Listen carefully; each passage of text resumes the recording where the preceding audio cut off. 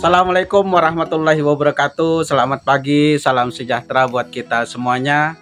Masih tetap bersama Miss Kawi Kebangsaan. Nah, yang menarik hari ini justru berita-berita live dan sebagainya banyak membahas tentang Kang Deddy Mulyadi. Nah, kenapa sebenarnya berita-berita sebelumnya yang menarik, yang besar menyangkut masalah kementerian, pagar laut, korupsi dan sebagainya justru ditelan bumi begitu. Nah, justru yang muncul adalah Kang Deddy Mulyadi. Ada apa ini? Bahkan banyak beberapa orang mengatakan sampai dengan populernya Kang Deddy baik di media cetak maupun media online, tayangan-tayangan Kang Deddy Mulyadi itu menarik perhatian.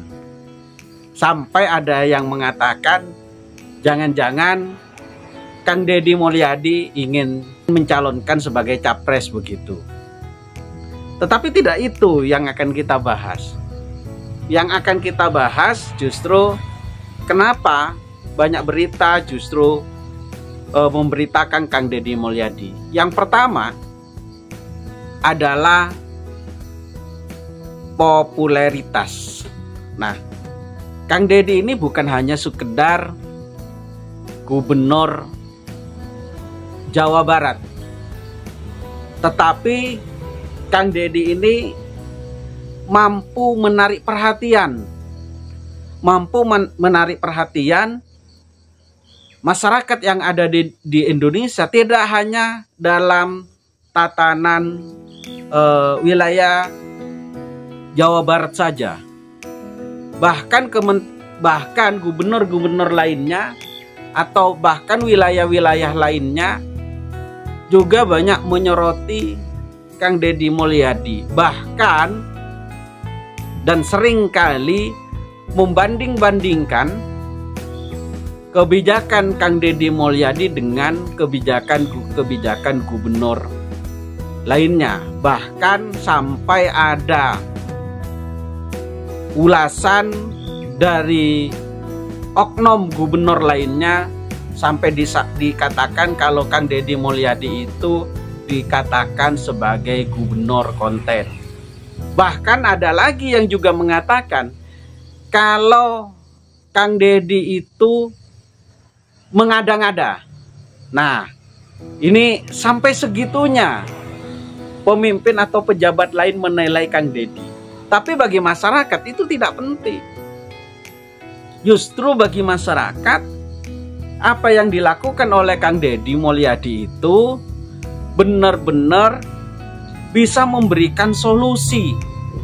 Bisa memberikan solusi di mana selama ini rakyat membutuhkan figur pemimpin yang memang benar-benar turun langsung kepada masyarakat. Bukan hanya, mohon maaf sekali lagi, bukan hanya sekedar gunting pita begitu ya. Nah, banyak pemimpin-pemimpin yang tugasnya hanya gunting pita, pukul gong, itu banyak. Tapi kalau Kang Deddy Mulyadi, kita bisa melihat yang sebenar-benarnya dia tidak pernah memilih dan memilah, bahkan membeda-bedakan status sosial itu baginya tidak penting. Nah, ini yang sudah dilakukan oleh Kang Deddy. Kita bisa mengambil satu contoh bagaimana Jawa Barat ya juga dikenal dengan musibah banjir begitu ya. Tetapi apa yang dilakukan oleh Kang Deddy Mulyadi, dia turun ke masyarakat, turun ke sungai bersama masyarakat untuk membersihkan sungai-sungai dan selokan-selokan itu. Dan itu dia langsung turun langsung. Artinya turun langsung bersama-sama masyarakat, tidak takut kotor, bukan hanya sekedar pencitraan. Kalau sekedar pencitraan dia turun, difoto, selesai. Tapi Kang Deddy tidak. Nah, di sisi lain, permasalahan-permasalahan yang berada di Jawa Barat, ketika ada bangunan-bangunan liar berada di atas sungai, yang berdiri secara permanen, maka Kang Deddy tegas dengan sikapnya untuk melakukan pembongkaran. Yang jelas, bangunan di atas sungai itu tidak diperbolehkan. Tetapi tidak hanya melakukan pembongkaran, tapi Kang Deddy itu mampu memberikan solusi, bahkan menggunakan uang pribadinya untuk mengganti biaya yang sudah dikeluarkan oleh masyarakat saat itu. Nah, itu langkah-langkah yang sudah dilakukan oleh Kang Deddy Mulyadi. Nah, yang baru-baru saja viral ini, Kang Deddy juga memiliki program akan membeli sumber mata air yang berada di Jawa Barat. Nah, kenapa sumber mata air itu harus dibeli menurut Kang Deddy? Menurutnya sumber mata air itu sangat mahal. Apalagi kalau sudah dikelola oleh swasta, bahkan harga air itu lebih mahal dari BBM, sehingga mewanti-wanti jangan sampai sumber mata air ini dikelola oleh swasta. Nah, kalau sudah dikelola oleh swasta, masyarakat tidak mendapatkan apa-apa. Bahkan masyarakat di sekitar sumber mata air itu mereka harus juga membelinya. Nah, ini langkah-langkah yang harus dilakukan. Nah, selain itu ada larangan terkait dengan studi tour. Nah, kenapa studi tour itu harus dilarang oleh Kang Deddy?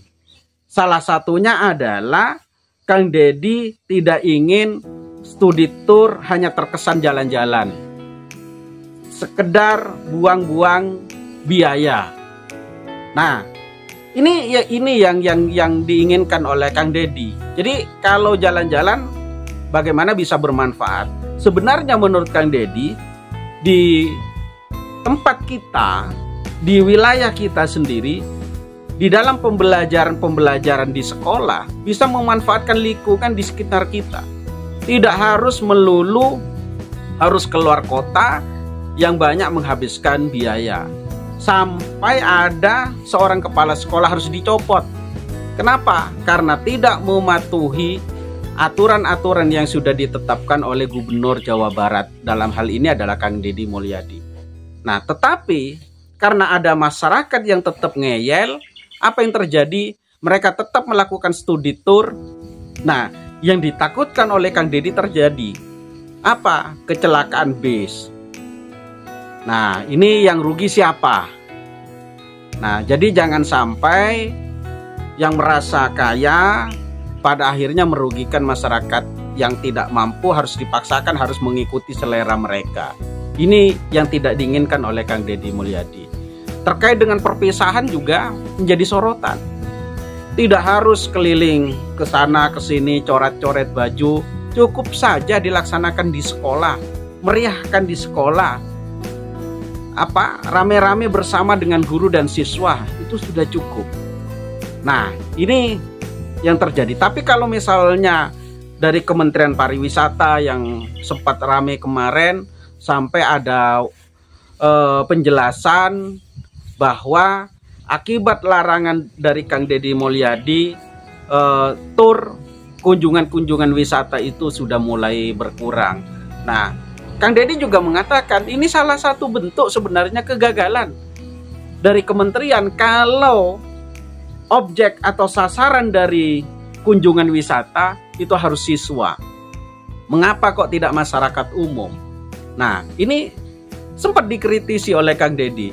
Jadi tidak salah ketika kebijakan-kebijakan Kang Deddy ini meluas, bahkan banyak ditonton oleh masyarakat.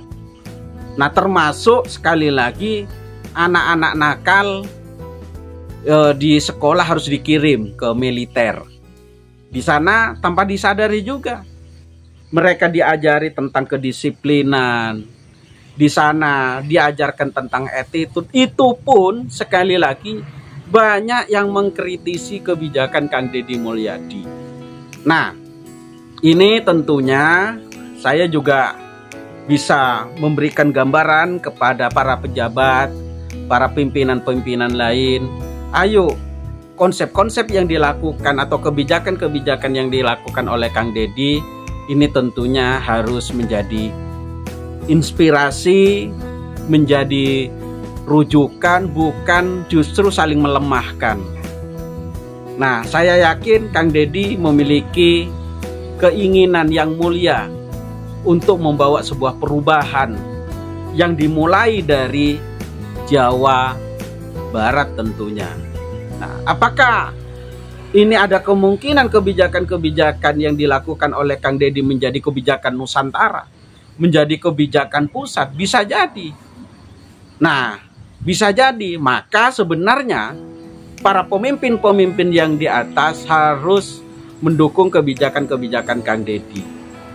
Nah, kalau kebijakan-kebijakan Kang Deddy ini benar-benar diterapkan, para pejabat negara, pejabat provinsi, pejabat kabupaten kota ini melaksanakan kebijakan-kebijakan Kang Deddy, maka sekali lagi tidak akan ada masyarakat yang susah.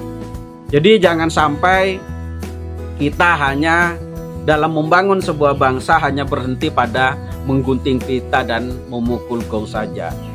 Harus menunjukkan bahwa pemimpin itu harus bisa memberikan contoh.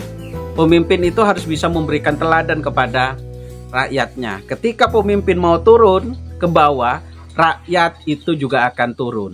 Tetapi kalau misalnya rakyatnya disuruh turun, tapi justru pejabat negaranya hanya memberikan perintah, memberikan surat, memberikan disposisi, tapi dia tidak mau turun kepada masyarakat.